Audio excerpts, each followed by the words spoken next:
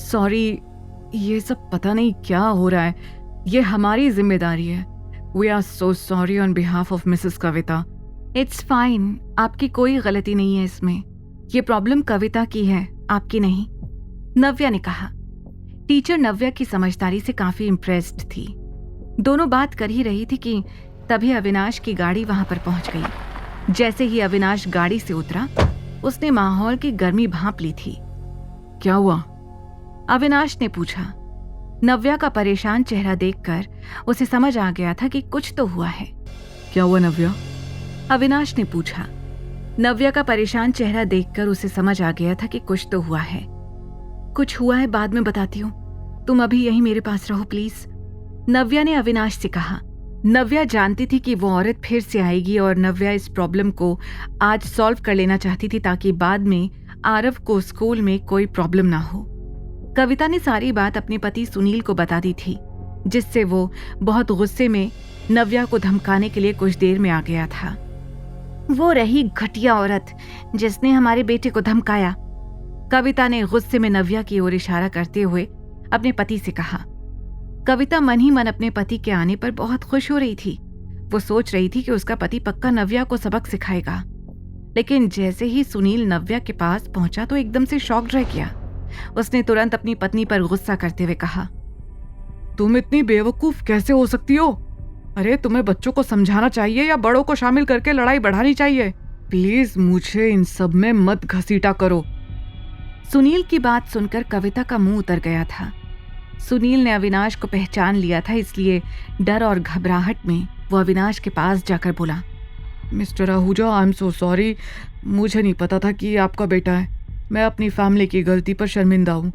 मैं उनकी ओर से माफी मांगता हूँ। अपने पापा को इस तरह अविनाश से सॉरी बोलते हुए देखकर रिकी को बहुत बुरा लग रहा था। उसने रोते हुए कहा, पापा आप सॉरी क्यों बोल रहे हो? गलती आरव की है और मुझे वो टेडी बियर चाहिए। रिकी अपने पापा के सामने बहुत रो रहा था, लेकिन सुनील को कोई फर्क नहीं पड़ रहा था। उसने चिल्लाते हुए अपने बेटे को चुप करा दिया और खुद डरी हुई नजरों से अविनाश को देख रहा था।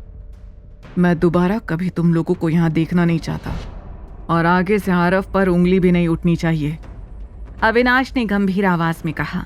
अविनाश की बातें सुनते ही सुनील अपनी फैमिली को लेकर वहां से तुरंत निकल गया। नव्या और आरव दोनों अविनाश के साथ कार में बैठकर घर के लिए निकल गए थे। कार में आरव अपने टेडी बेयर के साथ बहुत खुश होकर नव्या और अविनाश के साथ मस्ती कर रहा था। कुछ ही देर में घर पहुंचकर नव्या ने आरव को सुला दिया था। आरव के सो जाने के बाद नव्या जब नीचे किचन में पानी पीने के लिए आई तो उसने देखा कि अविनाश भी वहीं टहल रहा था। तुम अभी तक सोई नहीं अविनाश? नव्या ने पूछा। अविनाश ने नव्या की बात सुनकर बिना कुछ बोले बस अपने कंधे उचका दिए। नव्या ने अविनाश को प्यार से देखते हुए कहा, थैंक यू अविनाश। अविनाश ने नव्या की तरफ घूर कर देखते हुए पूछा, थैंक यू फॉर व्हाट?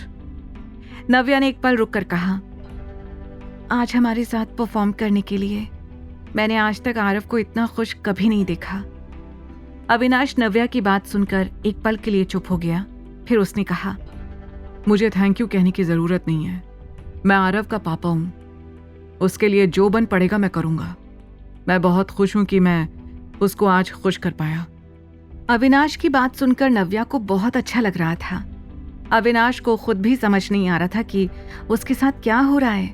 उसने कभी नहीं सोचा था कि वो किसी के लिए ऐसा कुछ करेगा। उसे बस एक ही बात की टेंशन थी कि उसके परफॉर्मेंस की पिक्चर्स कहीं वायरल ना हो जाएं। नव्या, बहुत देर हो गई है, तुम सो जाओ, अविनाश ने नव्या की केयर करते हुए कहा। अविनाश का इतना केयर करना नव्या को अच्छा लग रहा था। उसने प्यार से कहा, ओके अविनाश, गुड नाइट। आगे की कहानी जानने के लिए देखें अगला एपिसोड सिर्फ पॉकेट FM के YouTube चैनल पर और द रिटर्न के सारे एपिसोड्स को सुनने के लिए डिस्क्रिप्शन में दी लिंक से डाउनलोड करें पॉकेट FM ऐप।